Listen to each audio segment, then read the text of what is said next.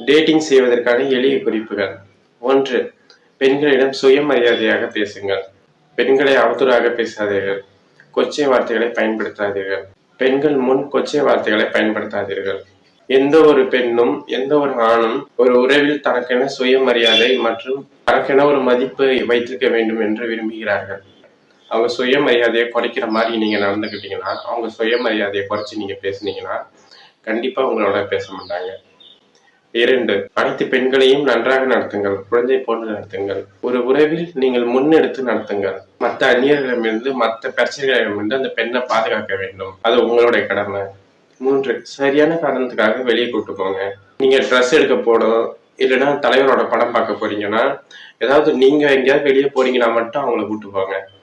அதை விட்டுட்டு காரணமே இல்லாம கூட்டு போகாதீங்க. இதுல 4 நன்மைகள் இருக்கு.